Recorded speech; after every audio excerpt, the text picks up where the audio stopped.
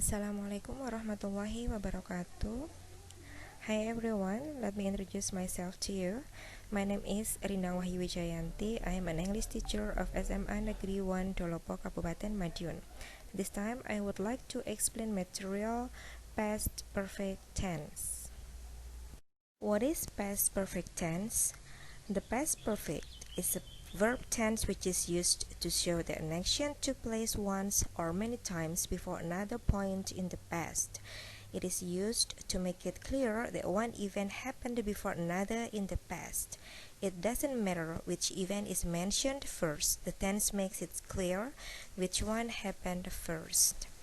Jadi di sini tenses past perfect itu digunakan untuk menunjukkan bahwa ada suatu kejadian yang terjadi di waktu lampau, yang mana kejadian itu terjadi sebelum kejadian yang lainnya di waktu yang lampau pula.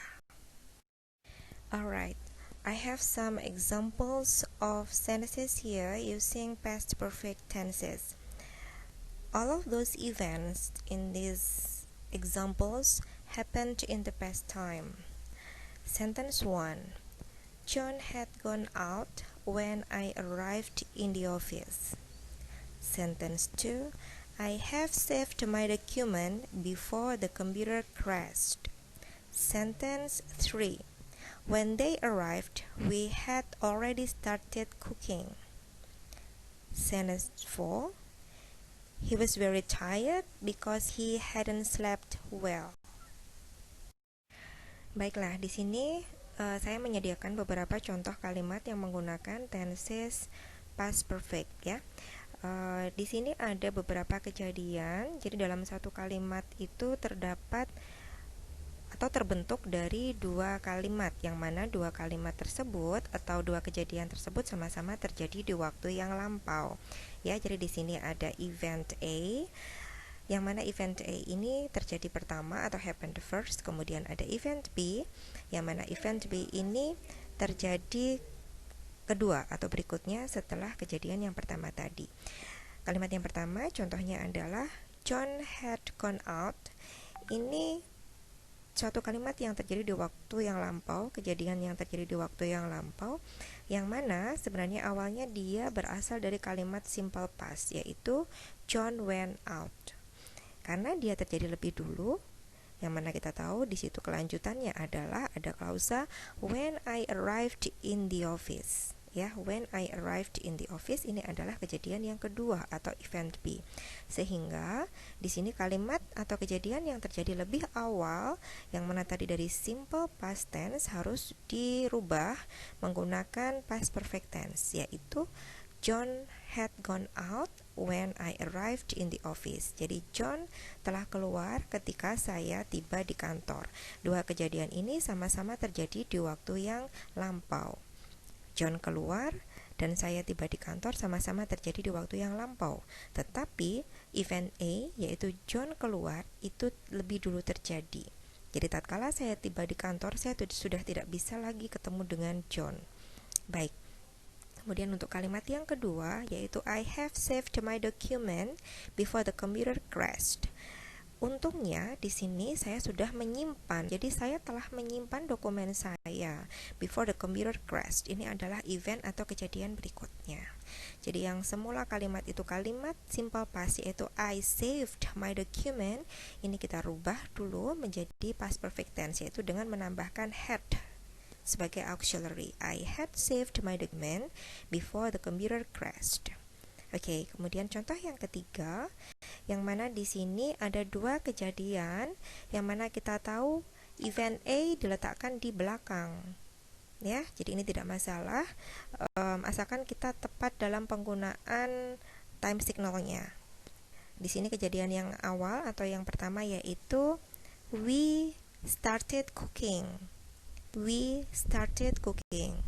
Ya, kami mulai masak. Nah, kejadian berikutnya adalah when they arrived. Kalimat ini bisa dikombinasi atau digabungkan menggunakan time signal when, tidak masalah ada di depan, yaitu dengan komposisi when-nya ada di awal, kemudian diikuti kejadian kedua, koma, ya.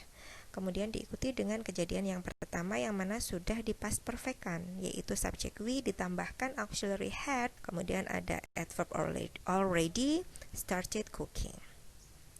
Kalimat yang terakhir atau kalimat yang keempat yaitu ada event A, kejadian yang pertama, he hadn't slept well. Yang mana ini berasal dari he didn't sleep well. Very simple past tense ya. Karena dia terjadi pertama yang mana ada kejadian setelahnya yang sama-sama terjadi di waktu yang lampau, maka yang kejadian pertama atau event A harus di past perfect kan.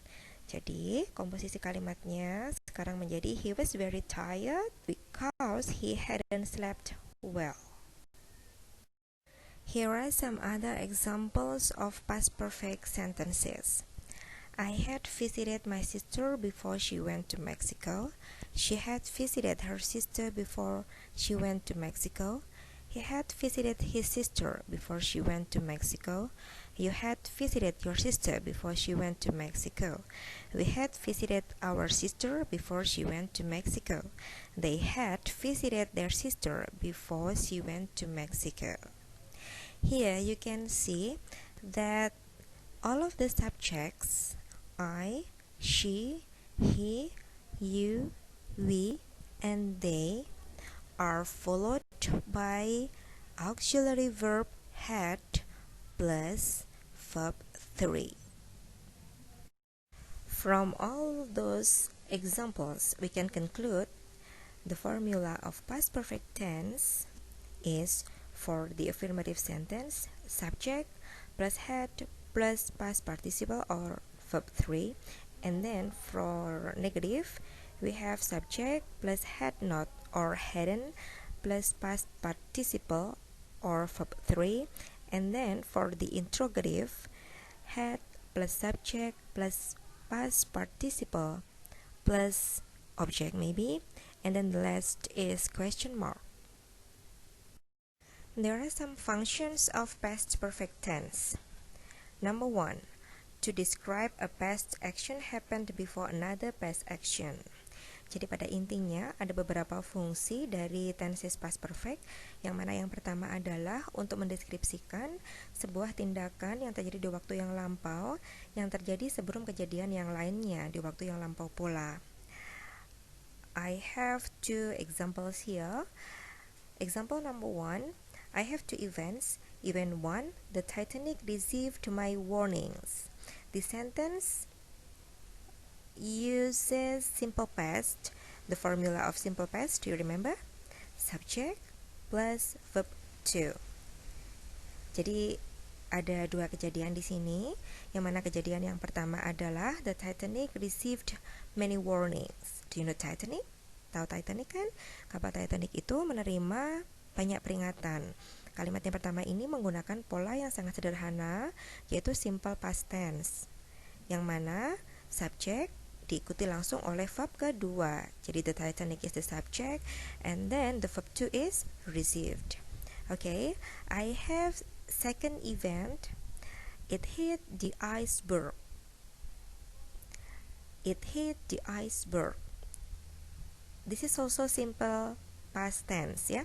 Jadi kalimat ini juga menggunakan simple past tense, yang mana the subject is it and then followed by verb 2 ya. Jadi subjeknya adalah it diikuti dengan verb kedua atau kata kerja bentuk lampau yaitu hit. Yang mana kombinasi ya, atau the combination form of those two sentences is the Titanic had received many warnings before it hit the iceberg. Jadi kejadian yang pertama, the Titanic tadi ya, kita lihat yang pertama tadi the Titanic received many warnings. Ini terjadi lebih awal sebelum akhirnya dia menabrak iceberg. Ini yang harus kita rubah polanya menggunakan past perfect tense, yaitu dengan menambahkan auxiliary had di depan kata kerja bentuk kedua. Yang mana nanti had itu verb 2-nya berubah menjadi verb ketiga, yaitu akhirnya kalimat kombinasinya atau the combination formnya adalah the Titanic had received many warnings before it hit the iceberg. Example 2. Event 1. I already ate. This sentence uses simple past, subject plus verb to. The subject is I, and then the verb to is ate. Event 2. My friend stopped by to visit. Simple past. The subject is my friends. The verb to is stopped. Jadi di sini ada dua kejadian. Yang mana kejadian yang pertama adalah saya telah makan. Kejadian yang kedua, teman saya mampir berkunjung. Kemudian, bagaimana cara kita mengkombinasi dua kalimat yang mana keduanya terjadi di waktu yang lampau? Nah, di sini kita akan menggunakan pola kalimat past perfect tense, yang mana kombinasinya akan menjadi kalimat yang pertama atau kejadian yang pertama itu yang harus kita rubah polanya menjadi past perfect tense, yaitu dengan cara menambahkan auxiliary had, kemudian kata kerjanya dirubah menjadi kata kerja bentuk ketiga, yang mana dari verb 2a tadi berubah menjadi verb 3 eaten. Jadi kombinasinya adalah I had already eaten when my friend stopped by to visit. Saya telah selesai makan ketika teman saya mampir berkunjung. Number 2. To describe an action happened before a stated time in the past. Example, I have lived in Jakarta for 3 years before I moved here. Di sini maksudnya adalah fungsi yang kedua untuk mendeskripsikan suatu tindakan yang terjadi sebelum suatu waktu yang dinyatakan di waktu lalu atau waktu lampau. Saya punya contoh di sini. Saya had lived, telah tinggal di Jakarta selama 3 tahun sebelum saya pindah di sini. Kita tahu di sini moved-nya adalah kata kerja bentuk kedua, berarti proses pindahnya ke sini itu terjadi di waktu yang lampau. Number 3. To describe an event that was only a short time earlier than before now. Example, Alvaro had just left the room when his parents arrived. Di sini maksudnya adalah untuk mendeskripsikan kejadian yang terjadi dalam waktu rentang yang pendek, yang lebih awal dari kejadian yang lainnya, yang mana juga terjadi di waktu yang lampau. Saya punya contoh, Alvaro baru saja telah meninggalkan ruangan ketika orang tuanya tiba. Dua kejadian ini sama-sama terjadi di waktu yang lampau, namun Alvaro telah lebih dulu meninggalkan ruangan ketika orang tuanya tiba saat itu. Number 4. To describe the result at a moment in the past of something that took place before that moment. Example, the goalkeeper had injured his leg and couldn't play. Maksudnya di sini adalah untuk mendeskripsikan hasil sesuatu yang terjadi di waktu yang lampau yang berlangsung sebelum momen atau kejadian itu. Jadi di sini ada kejadian goalkeeper had injured his leg. Jadi terluka kakinya si goalkeeper atau penjaga gawang itu, dan finally hasilnya adalah atau resultnya adalah dia tidak dapat lagi bermain.